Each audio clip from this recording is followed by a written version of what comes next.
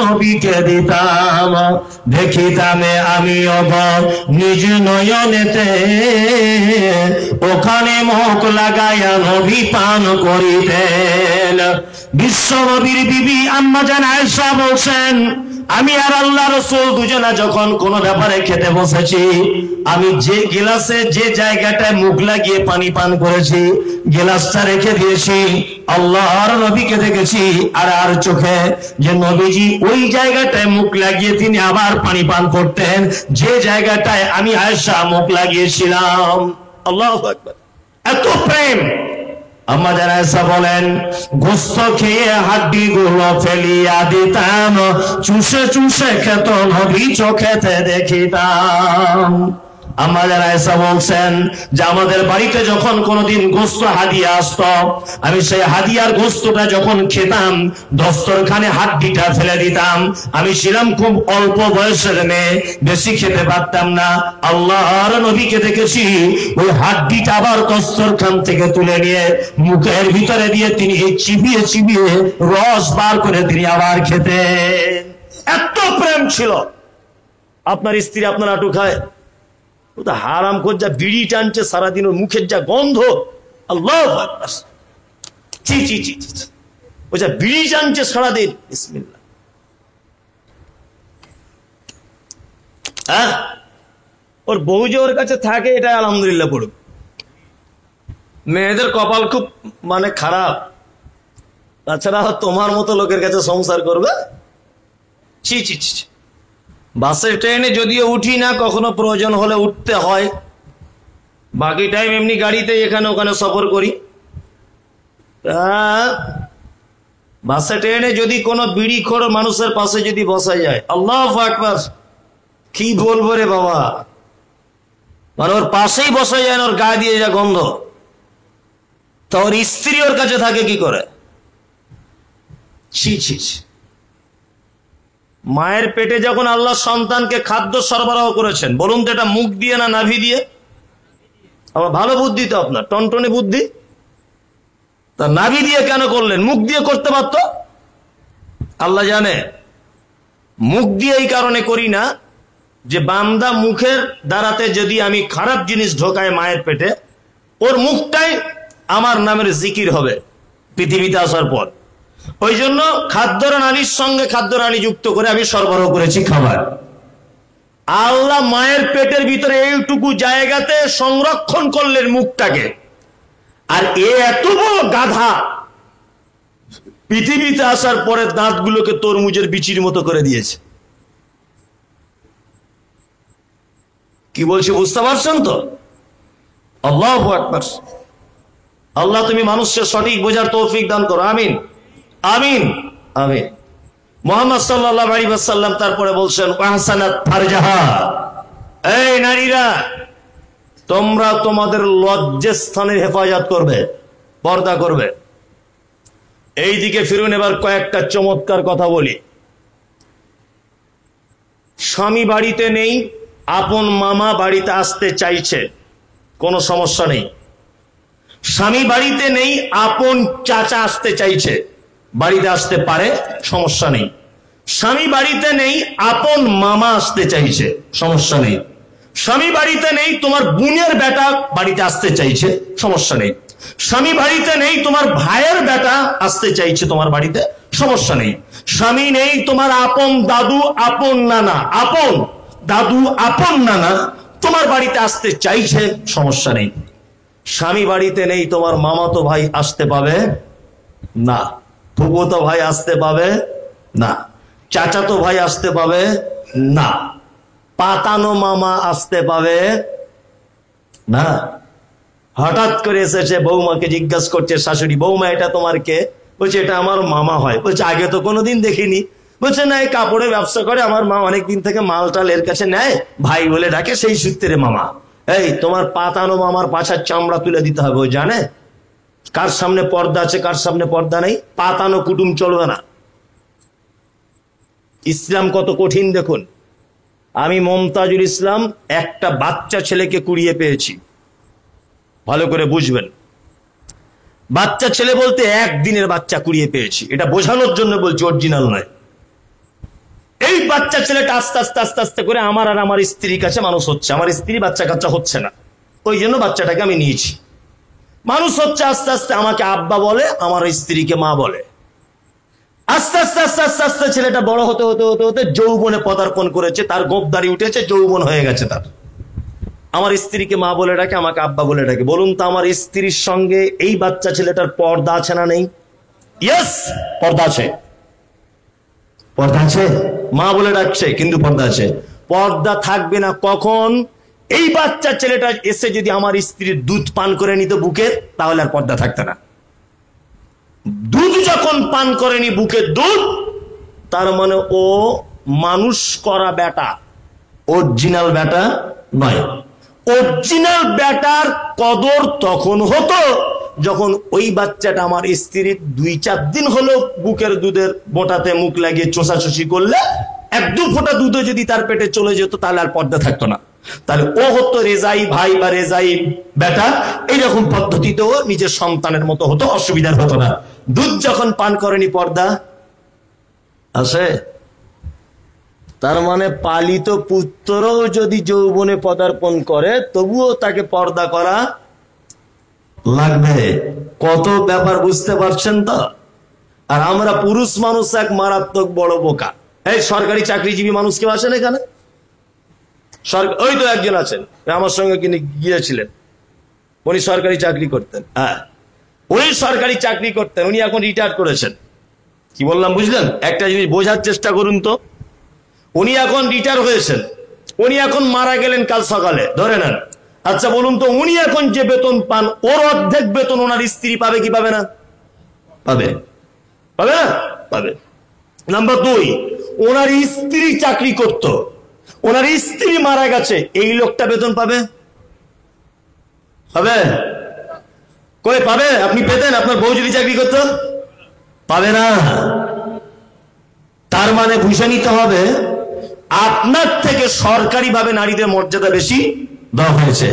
এবার একটা কথা আপনাকে বলছি, আপনার বয়স সঙ্গে যেদিন আপনার বিয়ে হয়, যেদিন স্বামী স্ত্রী প্রথম হন, সেই দিনের পর থেকে আপনি যত পাপ করেছেন, আপনি পুরুষ মানুষ, বলুন তো আপনার পাপ আপনার আমলনামাতে তোলা হবে না আপনার বইয়ের আমলনামাতে ট্রান্সফার করা হবে? আপনার আমলনামাতে তোলা হবে।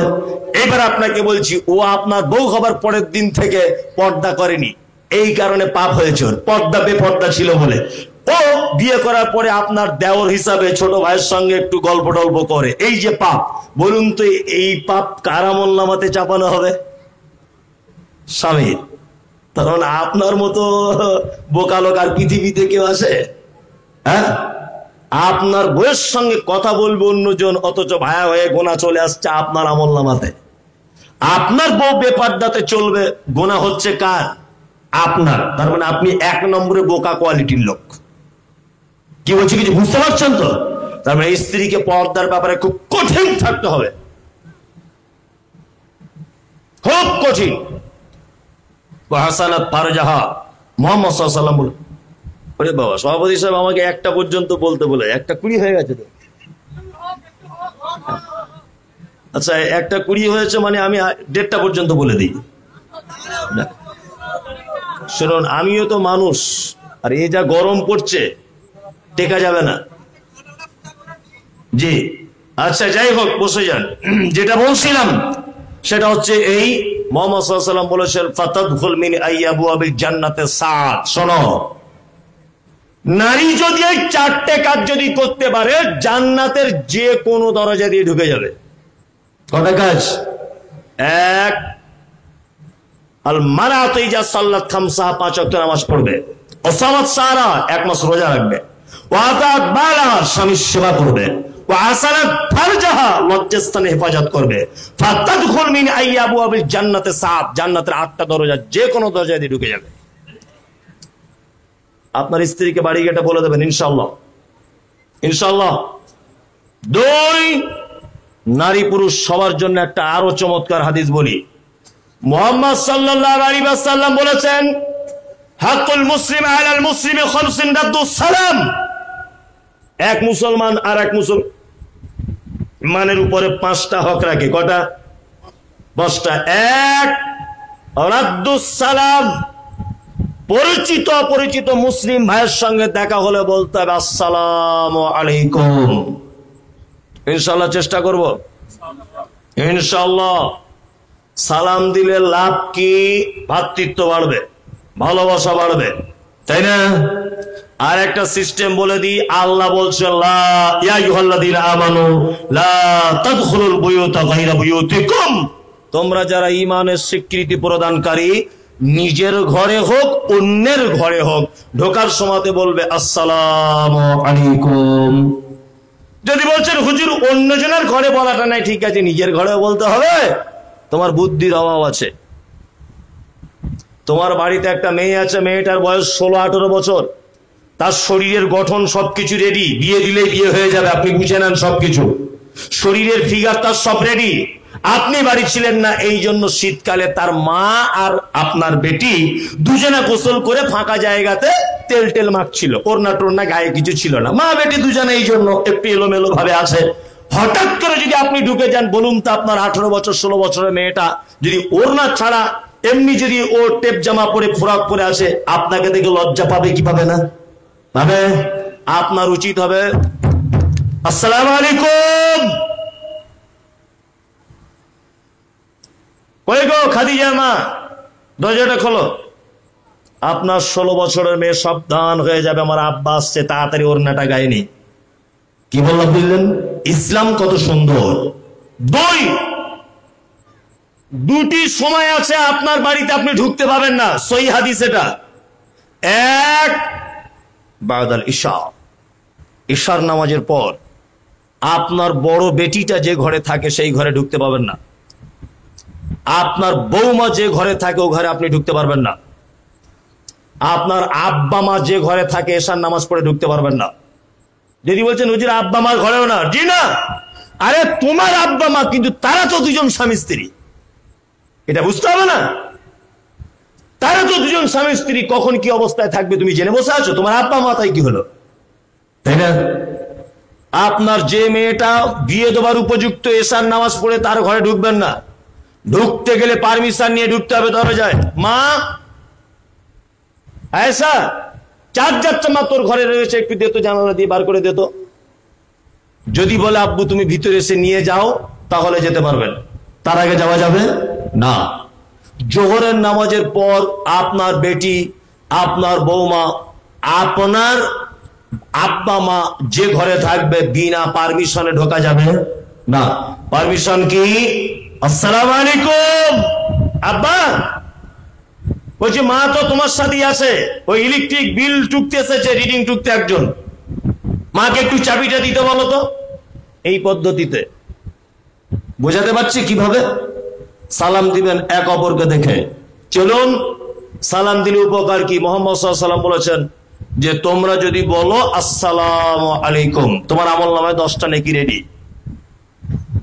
ওয়া রাহমাতুল্লাহি আরো 10টা নেকি রেডি, ওয়া বারাকাতুহু আরো 10টা নেকি রেডি। যত শব্দ আপনি মুসলিম ভাইয়ের জন্য বাড়াবেন, তত শব্দ নেকি নষ্ট করে পাবেন। চলুন, আল্লাহ নবী সাল্লাল্লাহু আলাইহি ওয়াসাল্লাম বলেছেন ওয়াইয়াদাতুল মারিজ, অসুস্থকে দেখতে যাও। পাড়া প্রতিবেশীকে অসুখে পড়ে গেলে দেখতে যাবেন, দেখতে যান। হ্যাঁ, দেখার নিয়ম জানেন? বেদানা নিয়ে যেতে হবে, তাই তো, আর আপেল, কিচ্ছু না। মাগরিবের পরে যদি আপনি কোন অসুস্থ মানুষকে দেখতে যান, তার মাথাতে হাত বোলাবেন এরকম করে, হাদিসে আছে, এরকম করে হাত বুলিয়ে একটা দোয়া আছে, বলবেন, ছোট্ট দোয়া, আমার সাথে বলুন, 2-4 বার বললে মুখস্থ হয়ে যেতে পারে। লা বাসা তাহুরুন ইনশাআল্লাহ, এই দোয়াটা বলবেন, লা বাসা তাহুরুন ইনশাআল্লাহ। আরবি যদি বলতে না পারেন, অন্তত বাংলায় বলবেন, চাচা আল্লাহ তোমাকে কল্যাণ দান করুক, আল্লাহ তোমাকে সুস্থতা দান করুক। পরামর্শ দিবেন কোন ডাক্তার দেখাচ্ছ, না শ্যামল ব্যানার্জি, না ও ডাক্তার খুব একটা ভালো না, তুমি এক কাজ করো ওই রতিনকান্তকে দেখাও। এই পরামর্শ দুটো একটা দিবেন, দিয়ে চলে আসবেন। সন্ধ্যাবেলা যদি কোনো রুগীকে দেখতে যান, সকাল পর্যন্ত 70,000 আসমানের ফেরেশতা আপনার জন্য কল্যাণ কামনা করবে। আর যদি সকালে যান, সন্ধ্যা পর্যন্ত। নাম্বার 3, কেউ মারা গেলে তোমরা জানাজা পড়তে যাও, জানাজা পড়লে একটা উহুদ পাহাড়ের সমান নাকি, মাটি দিলে আর এক উহুদ পাহাড়ের সমান নাকি। তারপর 4 ওয়া ইজাবাতুদ দাওয়াতে, কেউ দাওয়াত দিলে গ্রহণ করবে ইনশাআল্লাহ। করবো তো? হ্যাঁ, দাওয়াতের ব্যাপার তো ইনশাআল্লাহ বলতেই হবে, গরুর গোশতের ব্যাপার ইনশাআল্লাহ ছাড়া কোনো কথা নেই। এই আপনাকে কয়েকটা দাওয়াত বাড়ি আমি যেতে নিষেধ করছি, আমি নিষেধ করিনি, মুহাম্মদ সাল্লাল্লাহু আলাইহি ওয়াসাল্লামের পক্ষ থেকে কোনো রকমের ডিসিশন নেই। এক, এই যে খাতানা হচ্ছে মুসলমানি অনুষ্ঠান করে অনেক মানুষ, চলবে না, ইসলামের সঙ্গে কোনো সম্পর্ক নেই, মাথায় থাকবে। চামড়া কেটে দিতে হবে, এটাই সুন্নত। আপনি একা একাই বটি দিয়ে কেটে দিতে পারেন। আপনি আপনার বউ ধরে যদি মনে করেন হাসুয়া দিয়ে কাস্তে দিয়ে কেটে দিব, সাহস থাকলে তাই দেন। অনুষ্ঠান আবার কিসে? যে কোন রকমের অনুষ্ঠান চলবে না। ওই নানিকে ডাকো, ওর মামিকে ডাকো, ওর দাদিকে ডাকো, 10টা ডিম সিদ্ধ করো, 4 জনা পা ধরে থাকো। ওর মা দেখছি পুকুরের পানিতে নেমে আছে। হ্যাঁ খালা, কি ব্যাপার? বলছে আমার ছেলে মুসলমানি হচ্ছে, আমি পুকুরে আছি ঠান্ডা পানিতে, তাহলে জ্বালা কম করবে। কে বলেছে তোমাকে? বিয়াদব কোথাকারে, বুঝো তুমি কিছু? কুসংস্কার সব। চামড়া কেটে দিতে হবে, এতটুকু সুন্নত। কি বললাম বুঝলেন? আর কোন রকমের অনুষ্ঠান চলবে না। বাপ বেঁচে ছিল, 3 ভাই মিলে খেতে দেয়নি। 80 বছর বয়স পর্যন্ত ওর মা হাত পুড়িয়ে নিজে রান্না করেছে। আর ওর মা মারা গেছে, আর 3টে এড়ে গরু কিনে এনে বলছে 3000 লোককে খাওয়াবো। তো লজ্জা শরমও তো একটু থাকে। বেঁচে থাকা অবস্থায় তুমি খেতে দিলে না, আর মরে গেছে তুমি 4টে গরু জবাই করে লোক খাওয়াতে এসেছো। বদমাইশি জায়গা পাও না? হ্যাঁ হ্যাঁ, ইয়েস। বলছে হুজুর খেতে যাচ্ছে, ঠিক বলেছে, হুজুরে খেতে যাচ্ছে, দামি কথা বলেছেন। কেন? আপনি আর কবে বুঝবেন? একটা মানুষ মারা গেলে তার পক্ষ থেকে 2টি মাত্র কাজ থাকবে। কটা? জেনে নেন। 1, তার বেটা বেটি তার জন্য দান করবে। 2, তার বেটা বেটি তার জন্য বলবে রব্বির হামহুমা কামা রব্বায়ানি সাগীরা। এই দুয়া যদি বলতে না পারে, তাহলে বাংলাতে অন্তত বলবে আল্লাহ আমার আব্বাকে একটু ক্ষমা করে দাও, আল্লাহ আমার মাকে ক্ষমা করে দাও। কে বলেছে তোমাকে 3000 লোককে গরু জবাই করে খাওয়াতে হবে? কে এসব বুদ্ধি দিয়েছে তোমাকে? এসব হুজুর পকেট ভরার জন্য, এছাড়া আর কিছু নয়। এইসব বাড়িতে দাওয়াত খেতে যাবেন না। 2024 সালেও এরকম বাড়িতে যায়। এই মানুষকে বিরিয়ানি খাওয়ায়, মিষ্টি খাওয়ায়, কখন খাওয়ায়? আনন্দের সময় খাওয়ায় না দুঃখের সময় খাওয়ায়? হ্যাঁ, 13-14 বছর ছেলে মেয়ে হয়নি, ছেলে হয়েছে, লোক তখন মিষ্টি খাওয়াবে আনন্দ করে। তা আমি দেখছি এর যে আব্বা মারা গেছে, এর তো দুঃখের টাইম, এর মা মারা গেছে তো দুঃখের টাইম, ও কেন বিরিয়ানি করে লোক দাওয়াত দিচ্ছে? যুক্তি তো ভুল, একদম নয়। আর একটা দাওয়াত বাড়ি বলে দিই, আপনাদের এখানে বিয়ে শাদী হলে টাকা পয়সা নেওয়া দেওয়া হয়? নেয় না? পণ নেয়, পণ এখন উঠে গেছে, এখন উঠে গেছে, তবে না দিলে রাগ করে, এরকম ব্যাপার। হ্যাঁ, ক্যাশ নেয় না, তবে না দিলে রাগ করে। আস্তাগফিরুল্লাহ। কিছু লোক আবার এরকম আছে, এই বড় বড় দাড়ি আর আমার মতো বড় পাঞ্জাবি, বেটার বউ দেখতে গেছে, যে বলছে মা তোমার নাম কি? বলছে অমুক তমুক, হাবি যাবি সব, খুব পছন্দ মেয়েটাকে দেখে। তা মেয়ের আব্বাকে বলছে ভাই তাহলে এবার আপনি একদিন আসুন আমাদের বাড়িতে। তখন মেয়ের বাপ বলছে আমি তো গরিব মানুষ, আপনারা তো ধনী মানুষ। প্রথমে আমার জানতে ইচ্ছা করছে বিআই সাহেব আপনাদের কিছু চাওয়া পাওয়া আছে? হাজি সাহেব তখন তসবি গুনচার বলছে না আমার কোনো ব্যাপার নেই, যা জানে আমার বড় জামাই জানে। হচ্ছে পাক্কা শয়তান। যে বলছে আমি জানি না, যা জানে বড় জামাই জানে, পাক্কা শয়তানে। ছেলে জন্ম দিয়েছো তুমি, আর তোমার বড় জামাই জানে? বদমাইশি জায়গা পাও না। অনেক শাশুড়িরা এরকম আছে, বৌমারা কিছু আনতে না পারলে চিমটি কাটা কথা বলে। শাশুড়িরা বলে না, সব বুঝি, আমরা তো সংসার করছি। হাত থেকে গ্লাস পড়ে গেছে, বৌমা, নতুন বৌমা, একটা গ্লাস পড়ে ভেঙে গেছে। শাশুড়ি তখন বলছে তুমি কি জীবনে বাবার 14 পুরুষে গ্লাস চোখে দেখোনি? তোমার মায়ের বাড়ি কি এরকম গ্লাস ছিল না? অথচ ওর মেয়ে এরকম 60টা গ্লাস ভেঙে পরে সংসার করতে গেছে, তখন অসুবিধা হয় না। আর বৌমার হাত থেকে একটা ভেঙে গেছে বলে তার বাপ মার গোষ্ঠী উদ্ধার করে দিচ্ছে। এই তো শাশুড়িদের অবস্থা, তাই না?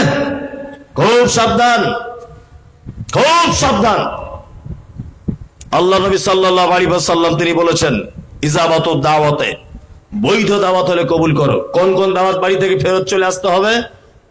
এক, যে দাওয়াত বাড়িকে আপনাকে দাওয়াত করা হলো, আপনি ভিতরে ঢুকে দেখছেন বাদ্যযন্ত্র বাজছে, মানে এইসব গান বাজনা হচ্ছে আর কি, আপনাকে ফেরত চলে আসতে হবে, এর নাম ইসলাম।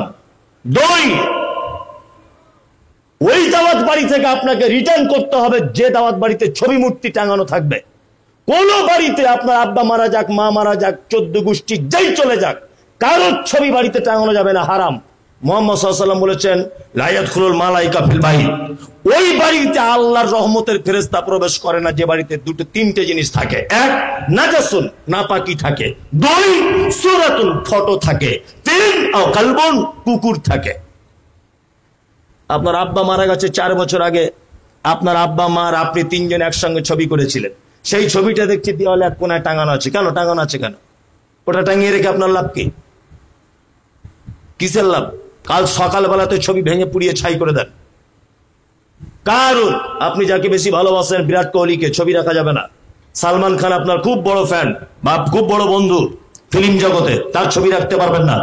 এক কথাতে কারো ছবি আপনি রাখতে পারবেন না বাড়িতে, মাথায় থাকবেন। মুহাম্মদ সাল্লাল্লাহু আলাইহি ওয়াসাল্লাম বলেছেন, তোমাকে এমন একটা বাড়িতে দাওয়াতের জন্য আহ্বান করা হলো, তুমি সেই ঘরে ঢোকার পরে যদি দেখো যে ঘরটাতে ছবি টবি টাঙানো আছে, ফায়ারজু ফিল বাইত আফজালুন, তুমি বাড়িতে রিটার্ন করো, তোমার বাড়িতে এটাই তোমার জন্য কল্যাণ। কারণ তুমি তো আল্লাহর মুমিন বান্দা, তুমি যে ঘরে ঢুকেছো ঘরে তো ফেরেশতা নাই। কি বলছি বুঝতে পারছেন কিছু?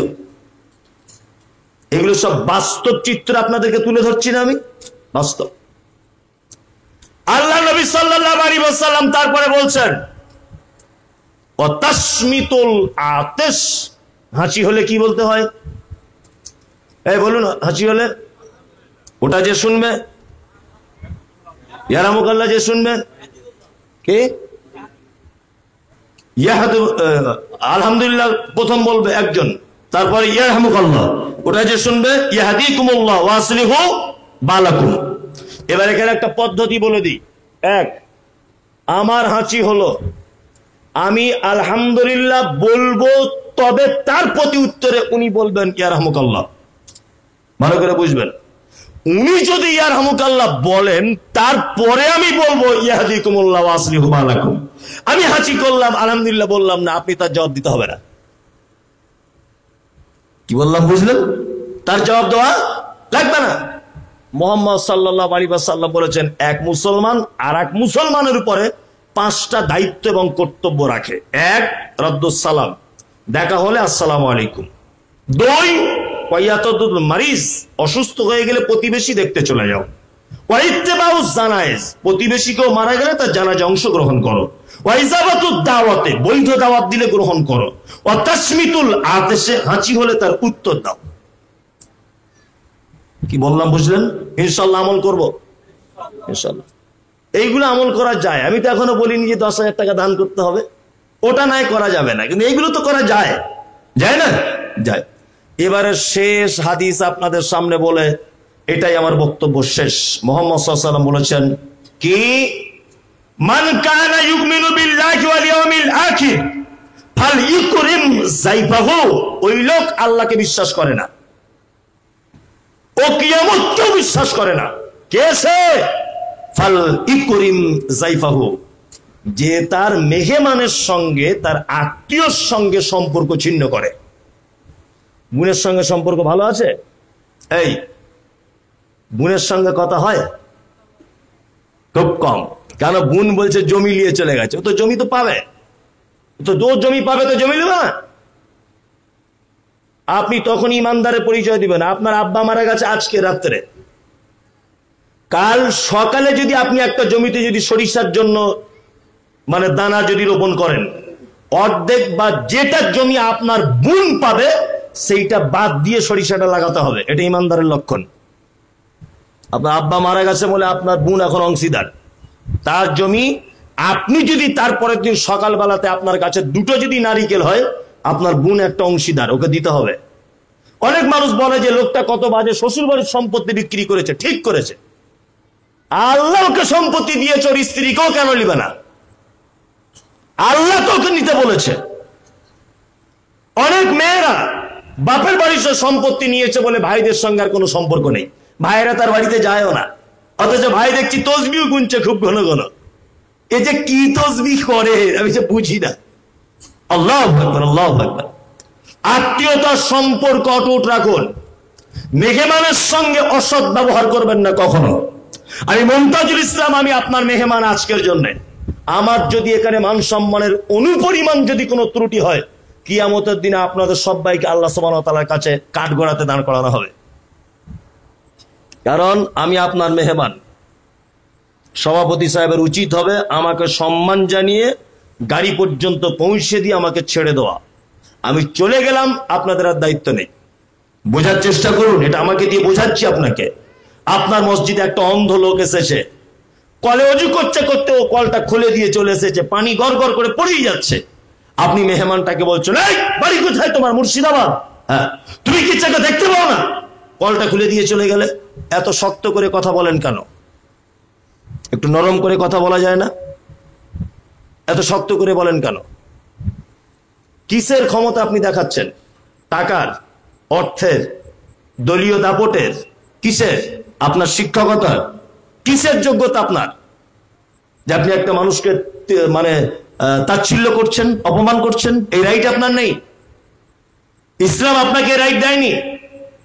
অন্ধ হতে পারে, অসহায় হতে পারে, ও তোমার কাছে কিছু চাইতে পারে। মুহাম্মদ সাল্লাল্লাহু আলাইহি ওয়াসাল্লাম বলেছেন, আফজালুল কাউল সাদাকাতুন। তুমি যদি তাকে কিছু দিয়ে সহযোগিতা নাও যদি করতে পারো, আফজালুল কাউল সাদাকাতুন, তুমি তোমার ভাইয়ের ব্যাপারে উত্তম কথা বলো, তুমি সাদকার নেকি পেয়ে যাবে।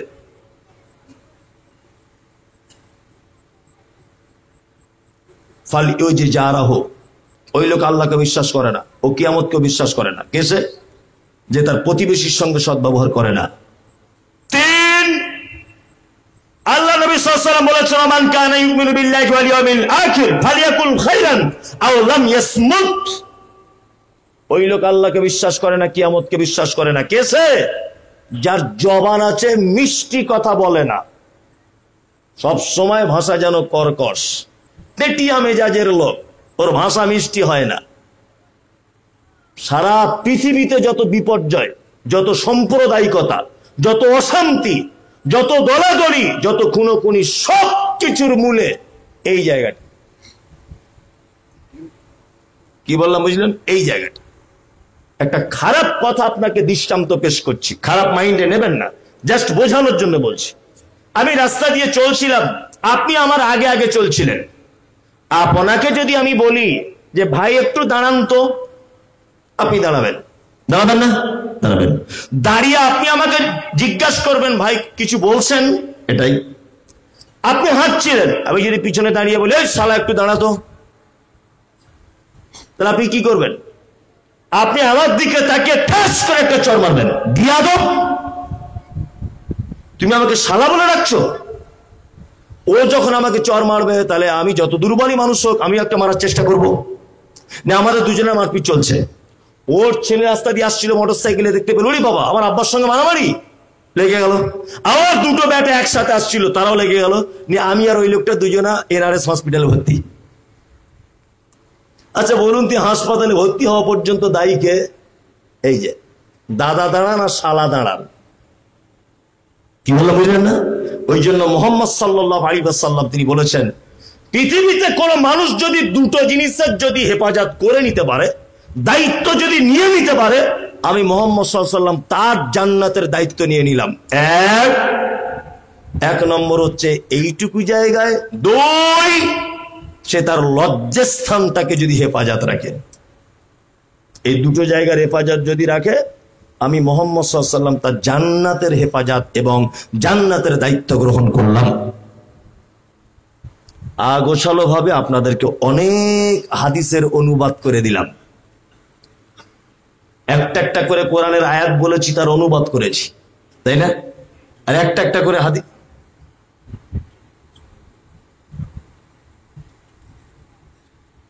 আর আর আপনাদের কাছে হাদিস বলেছি, প্রত্যেক কথাতে কথাতে হাদিস বলেছি, হাদিসের বাংলা অনুবাদ করে দিয়েছি, বাস্তব চিত্রে মিলিয়ে দেওয়ার চেষ্টা করেছি। বিসমিল্লাহ।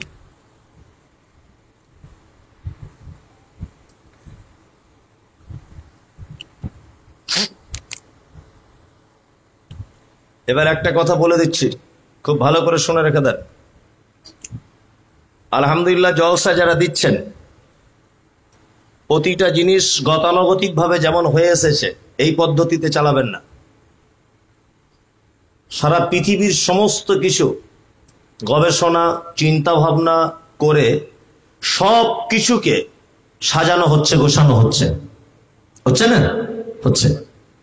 তা আমাদের যে সমস্ত জলসাগুলি হয়, আমাদের মানে একটা সিস্টেমে চলতে হবে। কারণ আমাদের মাথায় রাখতে হবে যে আমাদের 4টে বেজে গেলেই ফজরের সলাতের জন্য উঠতে হবে। ফজরের নামাজ পড়েন তো, উঠতে হবে।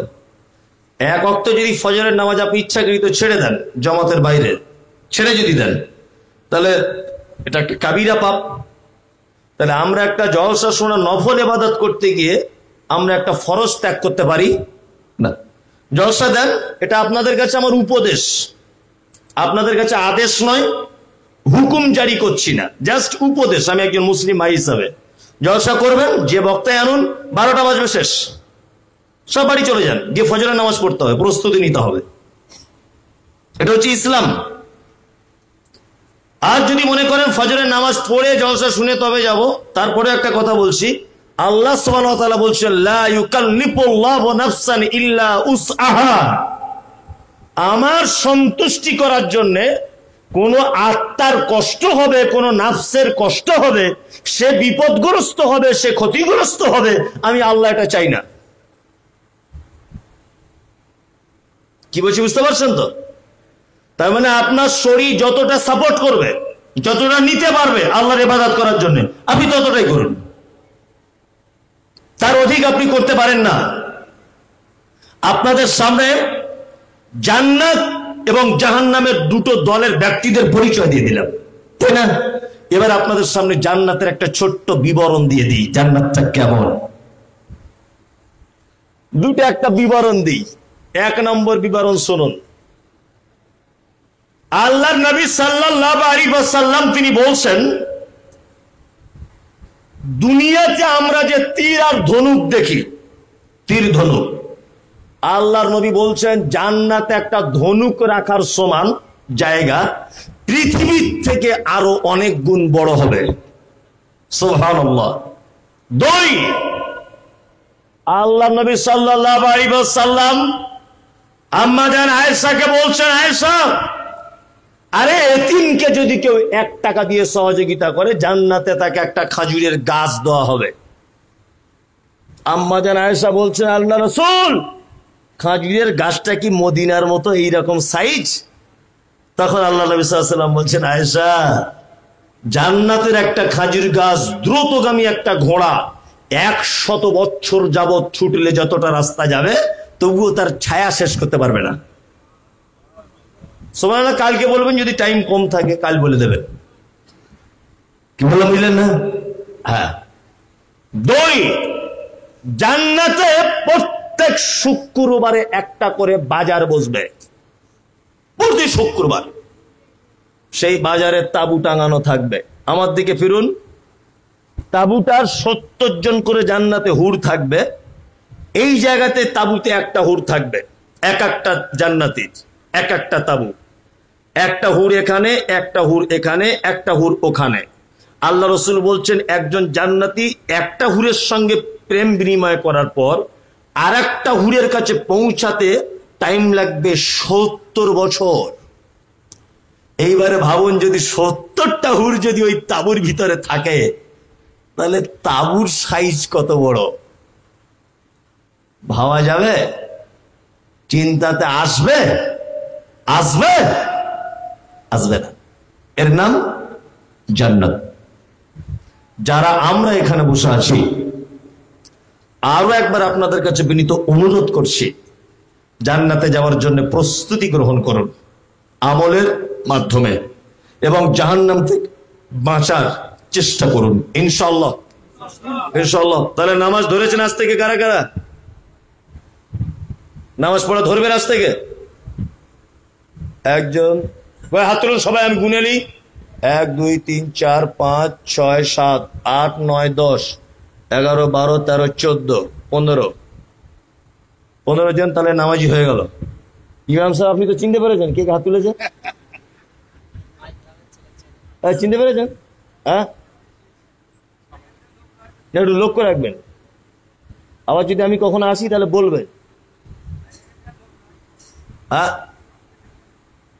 আরে যেখানকারই হোক নামাজটা পড়েন তো, পড়তে হবে কি হবে না সেটা বলুন। যেখানে আপনার বাড়ি হোক পড়তে হবে ইনশাআল্লাহ, চেষ্টা করব। আমি অবশেষে দোয়া করছি, আল্লাহ যারা আমাদের কাছ থেকে চলে গেছে তুমি তাদেরকে ক্ষমা করে দাও। জুড়ে বলুন আমিন। হে আল্লাহ, আমাদের ভিতরে যারা অসুস্থ তুমি তাদেরকে সুস্থতা দান করো। আল্লাহ, যারা ঋণগ্রস্ত হয়ে আছি পরিশোধ করার তৌফিক দান করো। হে আল্লাহ, এতক্ষণ পর্যন্ত আমরা যা কিছু শুনলাম তুমি আমাদের সকলকে আমল করার তৌফিক দান করো। আরো দোয়া করি, হে কাবার মালিক, সারা পৃথিবীর মুসলিমদের উপর অত্যাচার, অনাচার, জুলুম, নির্যাতন চলছে। হে আল্লাহ, তুমি সেই সমস্ত মুসলিম নির্যাতিত মা এবং বোনেদেরকে তুমি হেফাজত করো।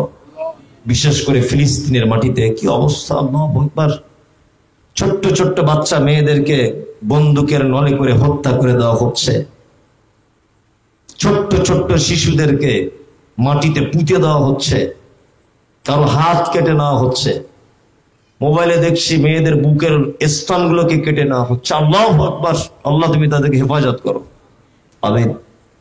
ত্রিপুরার মাটিতে, আসামের মাটিতে, ভারতবর্ষের, ভারত, পাকিস্তান, বাংলাদেশ, পৃথিবীর যে কোনো জায়গা মুসলিমরা যারা নির্যাতিত, আল্লাহ তুমি তাদেরকে সহায় হয়ে যাও। আমিন। আমিনটা বলুন, কৃপণতা করিয়েন না। আল্লাহ, যারা আমাদের কাছ থেকে চলে গেছে তুমি তাদেরকে ক্ষমা করে দাও। আব্বা মা আত্মীয় স্বজন যারা মারা গেছে আল্লাহ তুমি তাদের কবরকে প্রশস্ত করে দাও। মুহাম্মদ সাল্লাল্লাহু আলাইহি ওয়াসাল্লাম কোন মজলিস যখন শেষ করতেন, খুব চমৎকার এই হাদিসটা জানুন, কেউ কোনো তর্ক বিতর্ক করবেন না। আল্লাহর নবী সাল্লাল্লাহু আলাইহি ওয়াসাল্লাম কোন মজলিস যখন শেষ করতেন এই দোয়া বলে শেষ করতেন। আর তিনি বলেছেন, মানুষ যদি এই দোয়া বলে যদি শেষ করে তাহলে তার আমলটা গালাসিল করে আটকে দেওয়া হবে। গালাসিল কেমন? সরকারি দেখবেন ইম্পর্টেন্ট কোনো মাল এক্সপোর্ট ইম্পোর্ট হলে ওগুলো দেখবেন গালাসিল করা থাকে, যাতে সরকারি কর্মচারীও কেউ খুলে দেখতে না পারে। কি বললাম বুঝলেন? তা আল্লাহ নবী সাল্লাল্লাহু আলাইহি ওয়াসাল্লাম বলছেন, তোমরা মজলিস ভাঙার শেষ করার দোয়া বলো, ওই দোয়া বলে তুমি বাড়ি চলে যাও। আমি হাদিসের বিপরীত চলি না, চলার চেষ্টাও করি না। ওই জন্য মুহাম্মদ সাল্লাল্লাহু আলাইহি সাল্লামের শেখানো দোয়াটা বলে দিচ্ছি। কি বললাম বুঝলেন? তারপরে আমি সালাম দিয়ে নেমে যাব। কেউ আমাকে বলবেন না হুজুর একটু দোয়া করুন, হুজুর সবাই মিলে দোয়া করুন। জি বলবেন। কি